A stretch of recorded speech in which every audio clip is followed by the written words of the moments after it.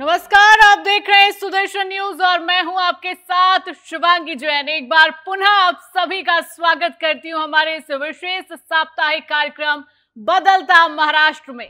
भारत को वैश्विक विमानन केंद्र बनाने के अपने संकल्प के अनुरूप प्रधानमंत्री नरेंद्र मोदी लगभग 19,650 करोड़ रुपयों की लागत से निर्मित नवी मुंबई अंतर्राष्ट्रीय हवाई अड्डे के प्रथम चरण का कल उद्घाटन करेंगे। यह भारत की सबसे बड़ी ग्रीनफील्ड एयरपोर्ट परियोजना है, जो सार्वजनिक निजी भागीदारी यानी पीपीपी के अंतर्गत अडानी एयरपोर्ट होल्डिंग्स लिमिटेड और महाराष्ट्र औद्योगिक विकास निगम का संयुक्त उद्यम है। यह हवाई अड्डा एक बड़ी परियोजना है जिसे 5 चरणों में पूरा किया जाएगा। पहले चरण में यह 2 करोड़ यात्रियों और 5 लाख टन कार्गो को संभाल सकेगा, जबकि पूरा होने पर इसकी क्षमता 9 करोड़ यात्रियों और 3.25 मिलियन मीट्रिक टन कार्गो की हो जाएगी। मुख्यमंत्री देवेंद्र फडणवीस और उप मुख्यमंत्री अजित पवार की उपस्थिति में यशवंतराव चव्हाण प्रतिष्ठान में आयोजित राज्य स्तरीय रोजगार मेले में 10,309 उम्मीदवारों को नियुक्ति पत्र वितरित किए गए। इस अवसर पर मुख्यमंत्री ने कहा कि राज्य सरकार ने सभी विभागों में सेवा प्रवेश नियमों में सुधार किया है और महाराष्ट्र लोक सेवा आयोग की भर्ती प्रक्रिया को गति दी जाएगी। वर्ष 2026 तक बड़े पैमाने पर पदों की भर्ती की जाएगी। मुख्यमंत्री ने कहा कि कई विभागों के सेवा प्रवेश नियम 50 वर्ष पुराने थे, जबकि तकनीकी और प्रशासनिक बदलावों के कारण पदों की जिम्मेदारियां बदल गई थी। अब नियमों में सुधार करके रिक्त पदों को भरने और लंबित अनुकंपा नियुक्तियों का निपटान करने का काम तेजी से किया जा रहा है। उन्होंने बताया कि अब तक 80% अनुकंपा नियुक्तियां पूरी हो चुकी हैं और शेष 20% पद भी शीघ्र भरे जाएंगे। हे काही उपकार नाही आहेत, अनुकंपा ही जबाबदारी आहे।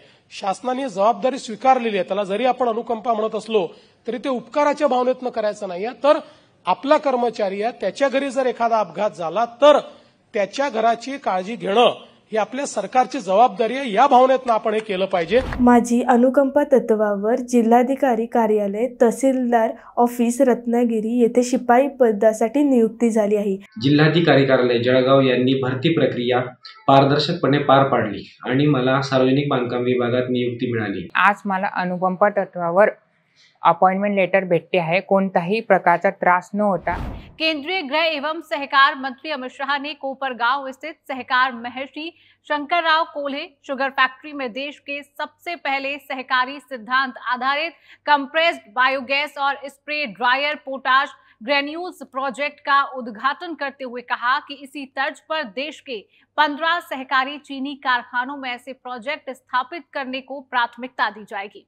उन्होंने महाराष्ट्र सरकार से आग्रह किया कि अधिक से अधिक कारखाने इस पहल से जुड़े।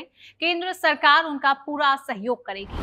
सहकारी साकर कारखाने की शुरुआत महाराष्ट्र ने की थी।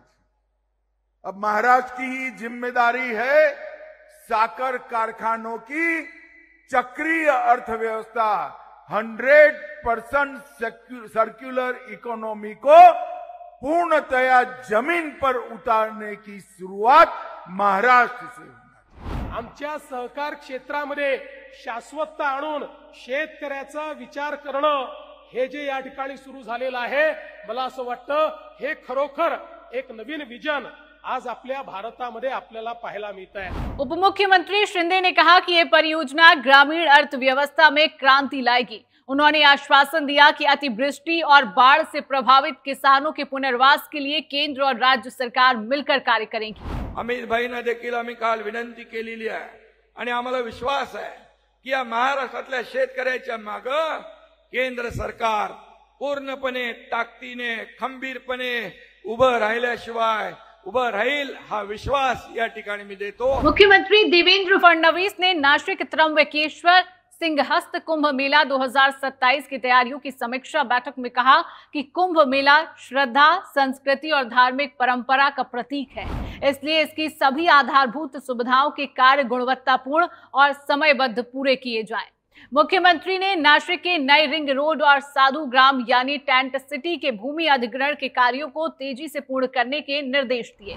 आज के बदलता महाराष्ट्र के इस अंक में केवल इतना ही। महाराष्ट्र में हो रहे विकास की नवीन जानकारियों के साथ अब आपसे भेंट होगी अगले सप्ताह। तब तक के लिए शिवांगी जैन को दीजिए अनुमति और आप देखते रहिए सुदर्शन न्यूज। जय महाराष्ट्र, जय हिंद।